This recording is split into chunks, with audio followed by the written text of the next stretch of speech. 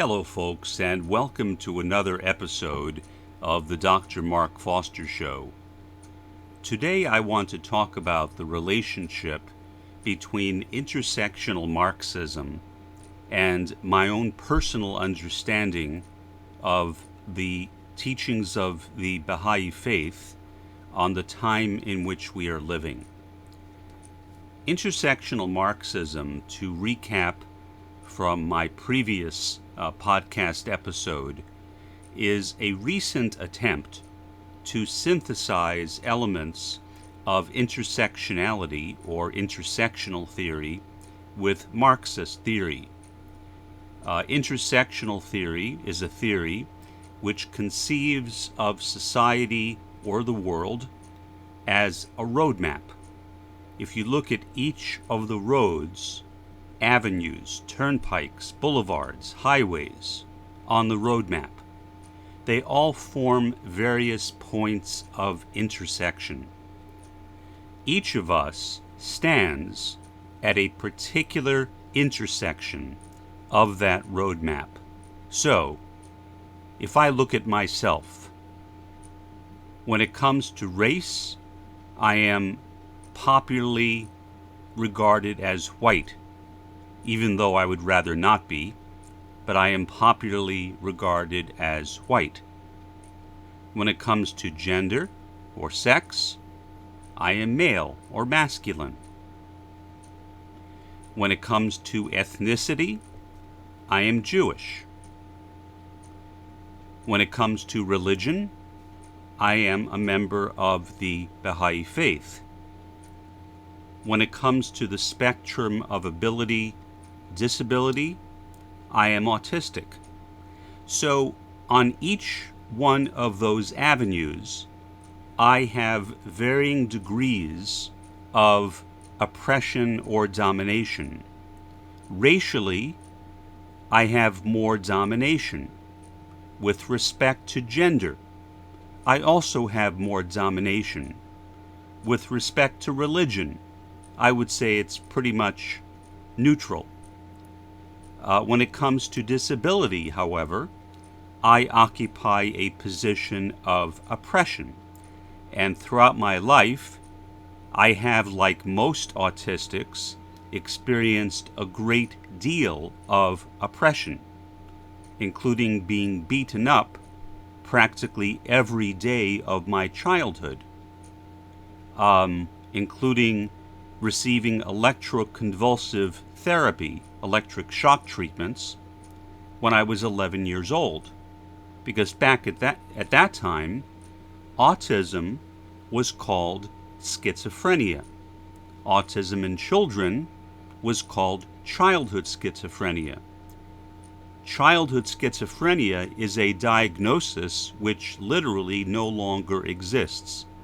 The American Psychiatric Association has removed childhood schizophrenia from its diagnostic and statistical manual. So for the last few editions of that manual, there has been no such thing as childhood schizophrenia. So, in other words, oppression is multifaceted or multidimensional. It's not as if one is either oppressed or not oppressed. It depends upon the particular avenue that one is looking at. So I can look at my place on the map, I can look at the place of someone else on the map, and so on. Give one more example. Say you have a woman, and this woman, who happens to be white, is being sexually harassed by her boss at work. She is told that unless she consents to having sexual relations with her boss, that she will be fired, or she will not be promoted or be given a raise. In that case, on the avenue of gender, she is experiencing oppression. That same woman comes home. She happens to be married to a man who makes considerably more than she does. so she lives in a fairly well-to-do neighborhood. Her and her husband find out that there are plans to build a low-income tenement or housing development a couple of blocks away from where she lives. The common cry from many white people under those circumstances is, "Oh my goodness, the property values will go down." Now, regardless of the sincerity or insincerity of that complaint, it is fairly common. So, with her neighbors, she goes with her husband and her neighbors to the city or county zoning commission and puts pressure on them not to approve the construction of that low-income tenement or housing complex in her neighborhood. In that case, that same woman who was being subjected to sexual harassment on the job because of her gender is in a position of exercising domination with respect to her white race. That's why oppression can be looked at as somewhat complex. Now, Marxist theory, on the other hand, focuses primarily on class. And so from a Marxist perspective, the problem that we are concerned with is capitalism and the class system which is supported by capitalism. And so, speaking as a Marxist, I would like to see the complete, total, and unqualified elimination of the class system or systems in the world today, and the replacement of the class system by unity and social justice, where everyone gets exactly what they need, and that one person is not a millionaire or billionaire when someone else is dying in poverty. That's what I would like to see.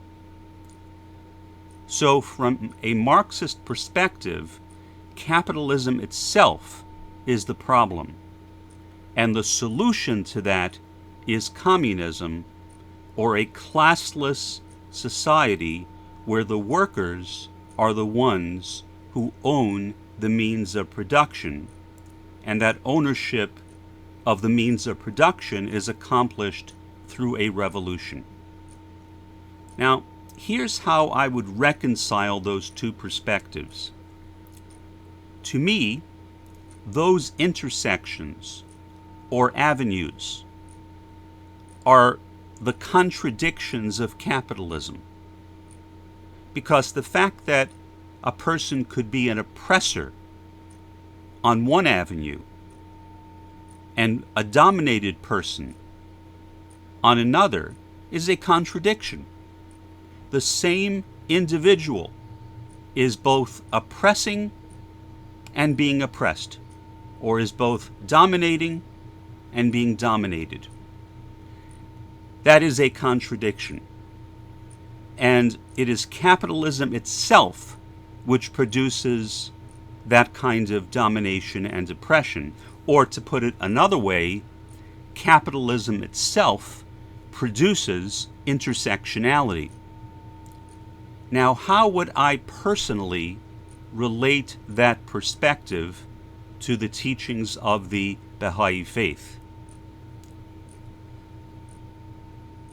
What Baha'u'llah, the prophet founder of the Bahá'í Faith, said is, "Soon will the present day order be rolled up and a new one spread out in its stead." The old world order, which I think is rapidly being rolled up as I speak, as I read the papers, as I read various news analyses in magazines and newsletters, as I watch cable news and so forth, I can literally bear witness to the end of the capitalist system every day. Every day there are more and more intersectional contradictions in the capitalist world system. So intersectionality itself is helping to produce the end of the capitalist system.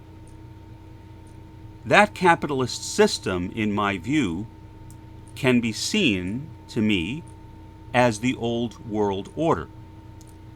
And the old world order, which is a world of oppression and want, will, I believe, be replaced by a new world order of universal justice and universal salvation. One aspect of that new world order, which is discussed in the Bahá'í teachings, is the establishment of a house of finance. According to the Bahá'í teachings, that house of finance will have 7 sources of revenue and 7 avenues of expenditure.